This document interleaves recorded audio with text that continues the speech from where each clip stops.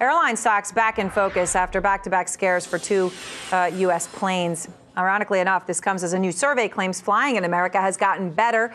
Phil LeBeau, as we have been saying today, Phil, you were prepared to do this story, and then, well, events happened. Odd timing, Aaron, to say the least. We'll talk about the airline quality ratings in just a little bit, but first I want to bring you up to speed in terms of what's happening with the Southwest Airlines inspection of 737-300 airplanes. Remember, they pulled these in for inspection starting on Saturday following the incident on Friday. So far, 57 have been checked. They are back in service. 19 awaiting for inspection. Should be done by tomorrow afternoon. By the way, 3 of the planes have been pulled because they have found small cracks in the fuselage, and it's in the area where the skin overlaps, so 2 pieces overlap, an area where they haven't checked in the past. Southwest canceled 670 flights since the incident on Friday, where the plane had to make the emergency landing in Arizona. Standard & Poor's today reiterating a buy rating on Love shares. That's just one of several positive comments we heard from people today who believe that this is a contained incident in terms of cracks in the fuselage. The 737 is as solid as any airplane can be. These are not abnormal. Every time an airplane takes off, it kind of pressurizes like a balloon and deflates when it lands, just so that you have the air density in the cabin to stay alive. That stress caused those cracks. That can be managed, and I'm sure that it will be managed.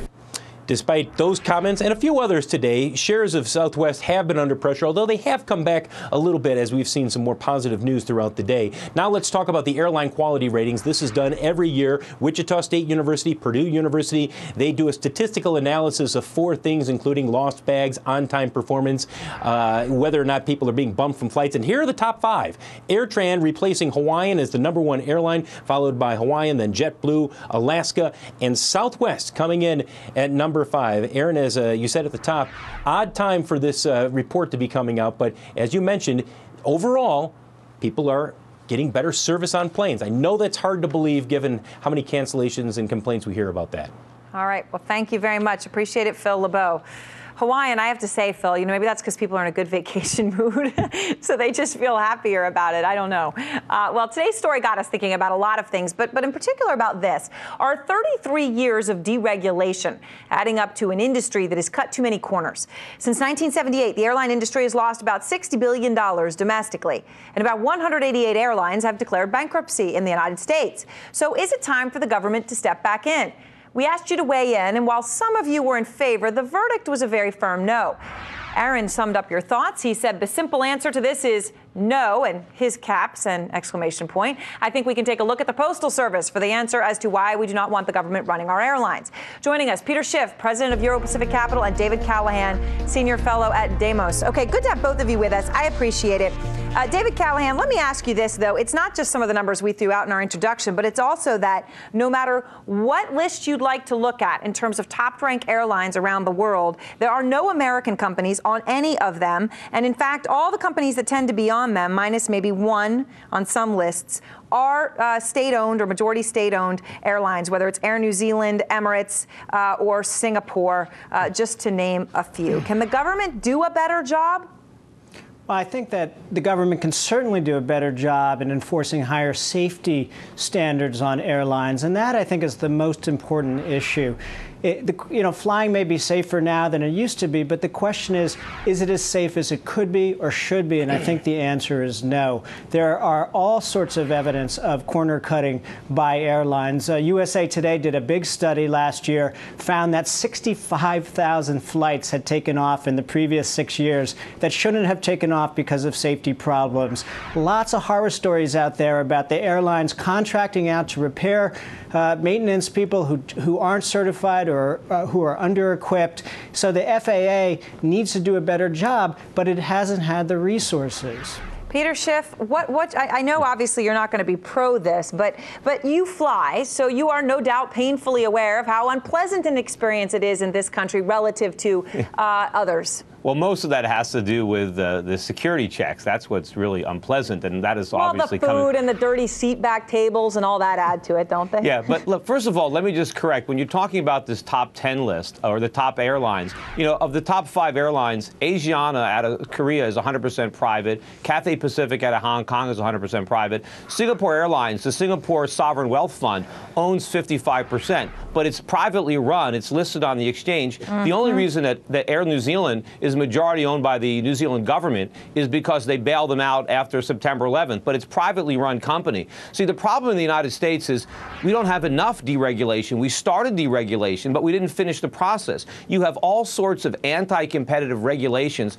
in the airline market, and the biggest problem is the airports. U.S. airports, all of our major airports are owned and operated by local governments, state or county governments.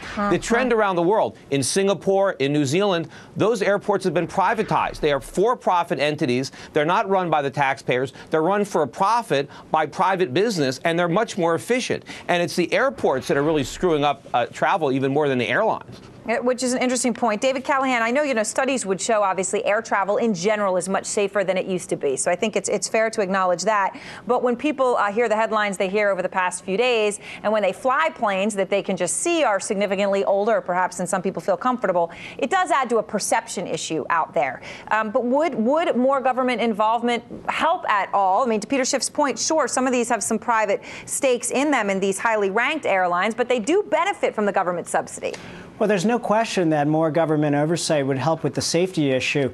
This Southwest incident was not so surprising. A similar incident took place on a Southwest plane 2 years ago. Southwest paid the biggest fine of any airline levied by the FAA a few years ago, $7.5 million, for not taking care of some of these fuselage issues. And it's very scary. You look at the increasing number of flights are being subcontracted out to these regional carriers, like that flight that went down outside of Buffalo, or the right. Air Midwest flight. The 3 major accidents we've had in the last 7 years have been by these regional carriers who aren't really well supervised. It used to be that most maintenance took place at a few of these major hubs. Now maintenance is taking place at 5,000 different facilities, and it's dangerous. It is dangerous. This is another example of what happens when you don't have strong enough government oversight. No, that's not an example of that. First of all, airlines are very concerned about safety. Reputation is very important for an airline. People aren't going to fly an airline that they don't think is safe.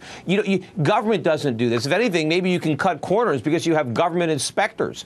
And part of the problem is you've got the government regulating all the routes, and it's so uncompetitive, and the government favors a lot of these airlines that have bloated costs. The government's bailed out the airlines by guaranteeing their debts. They're heavily involved in this industry. They're not letting it really restructure in a way that I think would make it much more efficient. And the more we get the government involved, if the government took over the airlines, one of two things would happen. Either ticket prices would go way up and very few Americans would be flying, or taxes would have to go way up because we'd have to subsidize the airline industry because they'd be losing a fortune. Safety versus price. If we ever get there, I wonder what the choice will be. Well, gentlemen, I'm only going to hit pause on this because it's a topic we love to talk about here on this show. I will just say this to both of you. Peter Schiff, if you haven't flown Emirates, and I'm sure you have, wow, it's heaven on earth. Look, I've flown all those airlines, and yes, they do have great international service. There's no question about it. All right. That international service, but it's not because of the government has an investment stake in those businesses. They are privately owned, for-profit airlines. Well, not Emirates. All right. Well, thanks very much. Well, it's owned by the Wealth Fund. I gotta leave it there. So we'll no doubt continue to talk about it. Thanks to both of you.